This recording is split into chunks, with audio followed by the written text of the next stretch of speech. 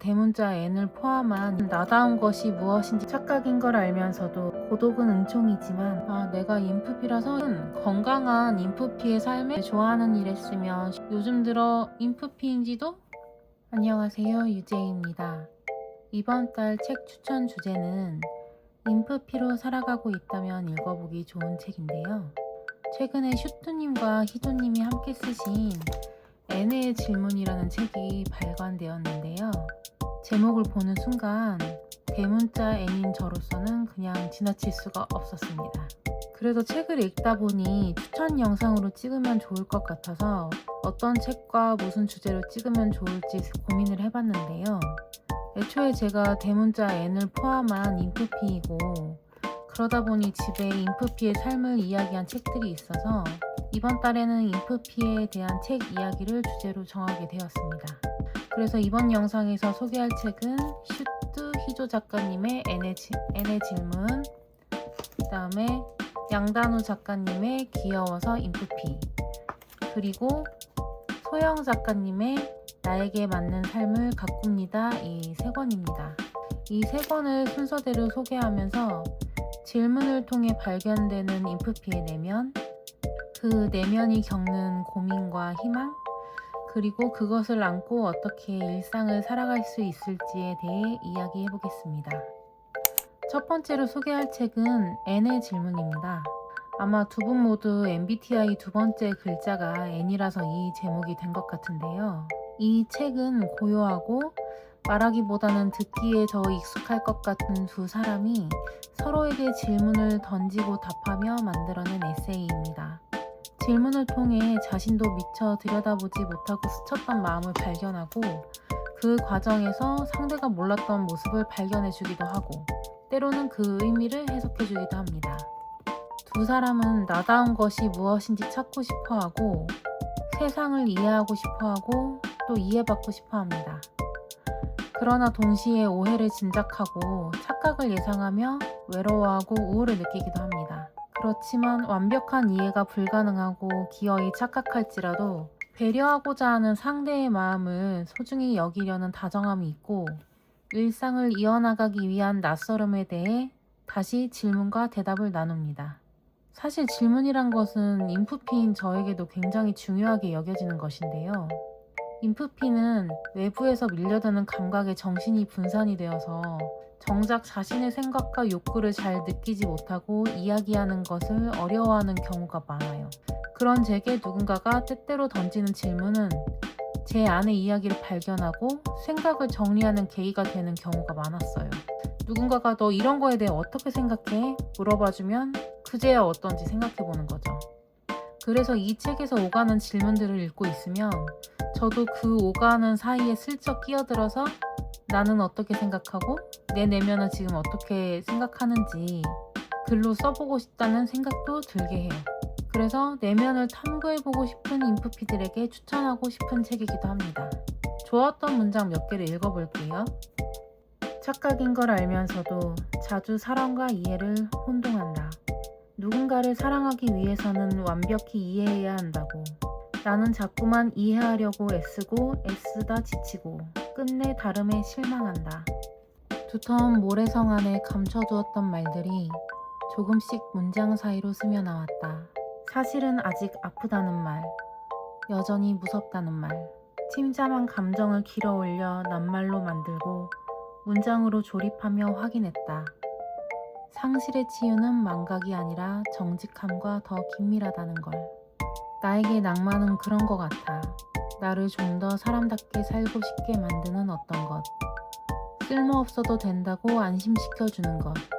살아있는 속도와 사람의 체온을 느끼고 이따금 우연에 기대는 세상.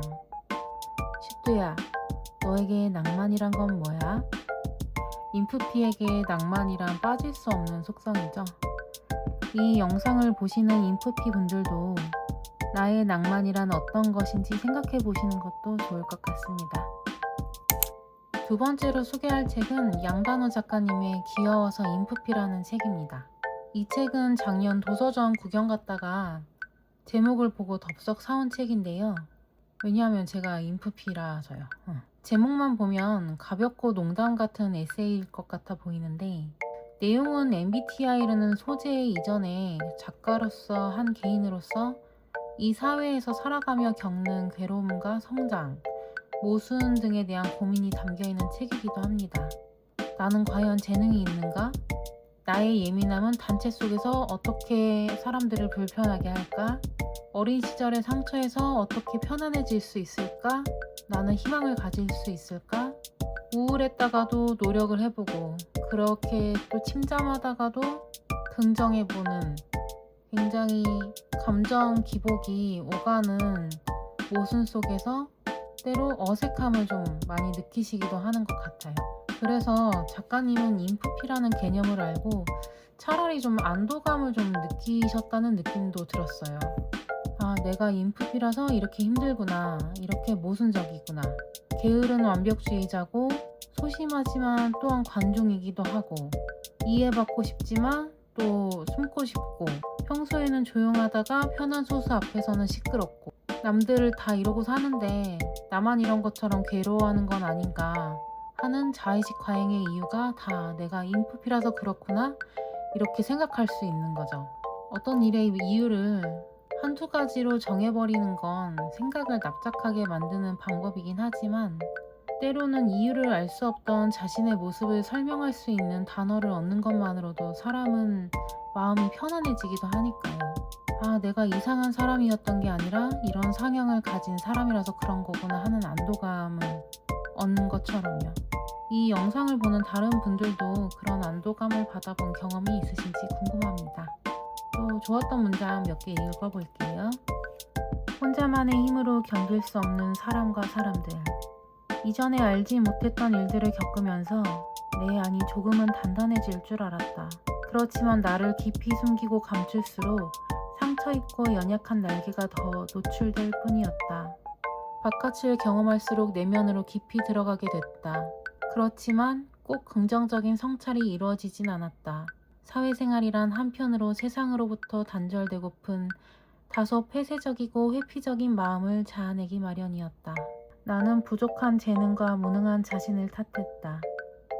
나는 외롭고 외롭지만 고독사하지 않을 정도로만 산다. 외부가 보내는 선의의 친절조차 없었더라면 이런 고민의 기회도 잃어버린 채 여지없이 늪지대의 안개처럼 살아갔을 것이다. 고독은 은총이지만 어쩌면 손 내미는 자들이 있다는 것도 아주 사랑스러운 은총임이 틀림없다. 이 책 내용 안에 작가분이 남편분과 만나게 된 에피소드도 있는데요. 그야말로 첫인상은 최악이었던 상대와 지금은 결혼해서 살고 있다. 그런 스토리거든요. 그래서 그 이야기를 보고 있으면은 인프피의 삶에도 이런 로맨틱 코미디 같은 전개가 생길 수 있다는 것도 알게 됩니다. 마지막으로 소개해드릴 책은 소영 작가님의 나에게 맞는 삶을 가꿉니다입니다. 사실 저는 인프피 분들에게 오늘 소개하는 3권의 책 중에서 이 책을 가장 추천하고 싶은데요. 앞에 2권이 내면과 마음을 이해하고 고민하는 책이라면 이 책은 그 마음을 안고 현실을 살아가는 방법에 대해서 이야기하는 내용입니다. 소영 작가님은 그림 작가이시자 정리수납 전문가로 활동하고 계신데요. 이 책에 나오는 정리와 청소에 대한 생활 꿀팁은 MBTI 상관없이 모든 자취생들에게 꼭 읽어보라고 하고 싶을 정도로 구체적이고 되게 세세해요. 근데 사실 작가님도 정리와는 좀 거리가 멀 것 같은 인프피이신데 그럼에도 집 정리와 생활 루틴 정리를 통해서 자신에게 맞는 삶을 찾고 유지하려는 노력에 대해 그림 에세이로 이 책에 담아내셨습니다. 작가님은 그림 일기 속의 자신은 규칙적이고 성실한 사람 같지만 사실은 끈기 없고 감정적이고 충동적인 사람이라고 고백하시는데요. 그래서 계급도 이해관계도 규칙적인 출근도 너무 힘들어서 일찌감치 조직 생활을 때려치우셨다고 해요. 감정 기복이 심하고 이상과 현실의 괴리에 괴로워하고 근데 현실을 바꿀 실행력은 떨어지니 자기 혐오가 심해지고 그렇다고 원치 않는 환경에 적응하려고 하면 정신적으로 힘들어지고 그래서 건강하지 못한 인프피 시절을 지내오기도 하셨다고 해요. 그래서 건강한 인프피가 되기 위한 노력으로 자신의 성향을 이해하고 거기에 맞는 환경을 만들어 가기 위해서 노력해 오셨다고 해요. 가치관에 맞는 일을 찾고 좋아하는 일을 직업으로 만들고 창의적이고 유동적인 일을 하면서 루틴과 기록으로 부족한 부분을 이해하고 보완해 나가셨다고 합니다. 그야말로 이 책은 건강한 인프피의 삶의 롤모델과 같은 책이라고 할 수도 있어요. 이 책에서도 좋았던 문장 몇 개 읽어보겠습니다. 엄마는 아직도 내가 정리수납 일을 하러 간다고 하면 폭소를 하신다. 정리를 못해서 정신없는 방에서 살던 내가 정리를 싹 하고 단정한 공간에서 생활하는 것도 신기한데 다른 집까지 정리해주러 간다니 신기한가 보다. 나와 함께 살아온 시간이 쌓일수록 성향과 개별성을 알게 되는데 나는 에너지가 적은 사람이다. 내향적이라서 사람들에게 에너지를 받기보다는 혼자 집에서 쉬며 충전을 한다. 에너지가 소진되면 무기력과 우울증이 오기 때문에 늘 에너지 상태를 확인하고 조금 떨어지면 충전시키려고 한다. 이렇게 아낀 시간과 에너지를 좋아하는 일에 쓰며 휴식과 충전의 시간을 가진다. 삶의 우선순위에 에너지를 쓰는 에너지 살림의 루틴을 만드는 것이다. 내 가방 속에는 드로잉북과 다이어리, 무거운 필통이 들어있다. 글씨 쓰기와 독서, 그림 그리기를 좋아하는 나의 생활을 보여준다. 가방 속은 비밀까지는 아니지만 내밀한 공간이기 때문에 내가 알고 있는 가방 속은 가족들의 가방 속뿐이다. 성실하고 꾸준한 사람이 되고 싶다. 어떤 성실함은 나만 아는 성실함이 있다. 그런 성실함이 삶에 대한 진짜 예의처럼 느껴진다. 그래서인지 언제부턴가 천재를 동경하지 않게 되었다. 오히려 무심하게 반복적인 동작을 되풀이하는 사물이나 생명체를 통해 그 안에 깃든 아름다움을 발견하고 담고 싶은 모습을 본다. 이 책은 정리와 루틴을 통해 결국에는 자기 이해에 도달하는 이야기를 담고 있어요. 그래서 인프피뿐 아니라 자기 자신에게 맞는 삶을 찾고 있는 사람이라면 누구에게나 추천하고 싶은 책이기도 합니다. 오늘은 이렇게 인프피에 관련된 책 3가지를 소개해 보았는데요. 인프피라는 성격 유형의 사람들이 모두 같은 삶을 사는 건 아닐 거예요. 또 성격 유형은 시간이 지나면 바뀌기도 하고 그리고 또 어떤 유형이 절대적인 장점도 아니고 또 굴레도 아니겠죠. 하지만 때로는 이런 틀을 통해 흩어져 있던 나를 이해해보고 또 나와 완전히 같지는 않더라도 어딘가에 닮은 사람들이 있다는 이야기를 들으며 위로와 안도를 얻는 것은 필요한 일인 것 같습니다. 어제의 인프피가 내일의 인프피가 아닐 수도 있어요. 예전에는 아니었는데 요즘 들어 인프피인지도 그런 생각이 들 때가 있을 수도 있죠. 그런 오해와 변화, 착각 속에서 또 서로 이해하고 닮았다고 느끼고 그런 순간들을 저는 굉장히 좋아합니다. 또 그런 걸 좋아하는 그런 거를 즐겁다고 느끼는 것이 어쩌면 인프피의 낭만이 아닐까 하는 생각도 드네요. 이번 책 추천 영상은 여기까지입니다. 시청해주셔서 감사합니다.